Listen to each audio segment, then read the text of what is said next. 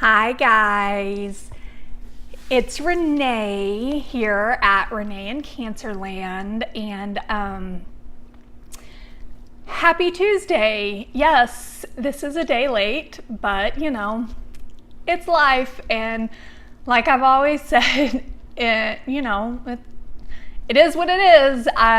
We are all doing the best we can do, and I hope that you know that too, that, if something's a day late, it doesn't mean that it's not important, but it just meant that life happens.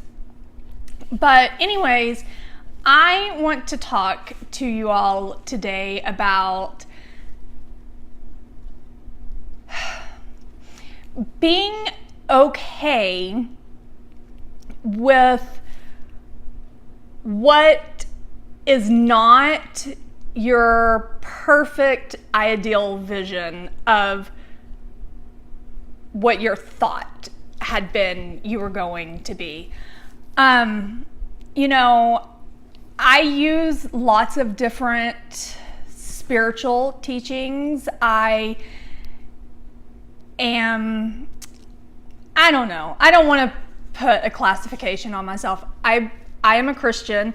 However, I believe in other powers. I believe in God. But I believe there are other tools we can use to talk to God, not just through Jesus. That's what I'm saying. I think love is a tool, and we can call love whatever we want to. Anyways, back to where I'm at today. So I have been really struggling with the fact that we are going to New York City, which, why am I struggling with that? Come on, awesome. But I was so petrified of getting there and knowing that I'm not going to be able to walk long distances. How am I going to get on and off the bus tours with my wonky leg and not being able to steps? And is it really possible to Uber everywhere? And just all of these crazy questions kept running through my mind. And then it just came to me, like, duh, if I had a broken leg and we were going to go to New York, what would I do? Rent a wheelchair. No big deal.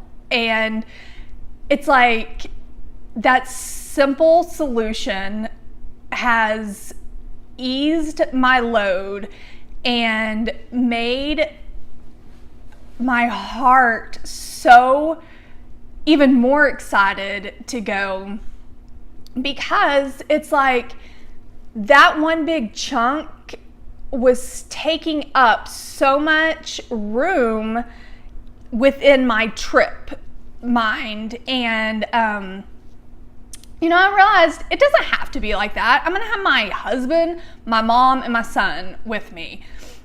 Any of them are more than willing and able and want to push me around so we can spend all day together and we can enjoy the fun, versus me thinking, oh my gosh, I've got to walk to this next 20 minutes and then I will be beat, not only physically because my body still does haywire stuff, but mentally, crowds and noise and like a lot of quick thinking on my feet totally fatigue me, because I'm not used to it. It's not my everyday life. And although I've been practicing, I've started back at PT, I've started doing all of my strengthening drills, all of everything I can do physically, I am doing.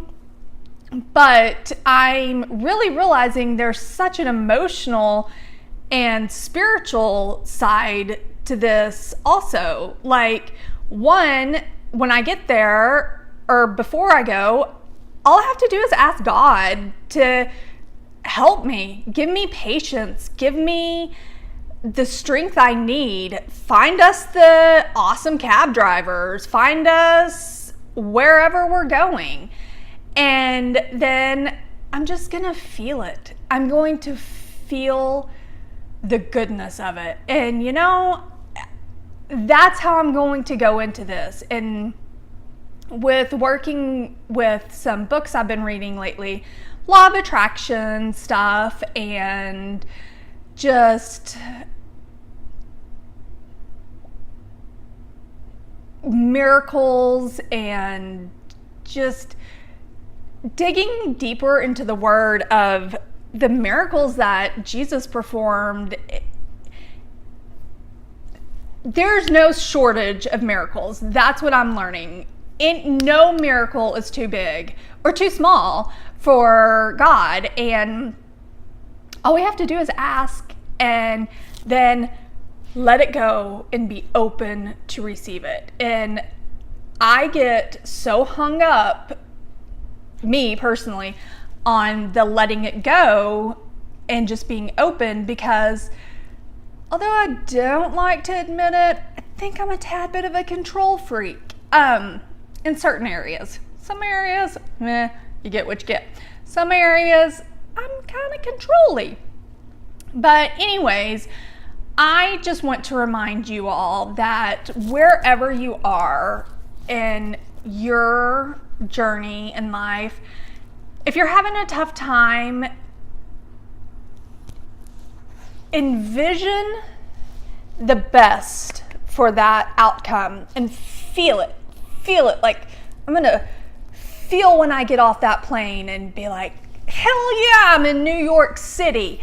And then just feel your body come alive with, I envision the cells of God just like sparkling all over me, and just being like, it's cool, we're gonna be good, let's go do this. And yeah, so I just want you to know that it's going to be what it's going to be, but we can ask for help, and we can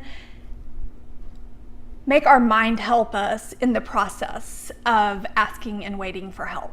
And I believe that's why we have a divine connection to God.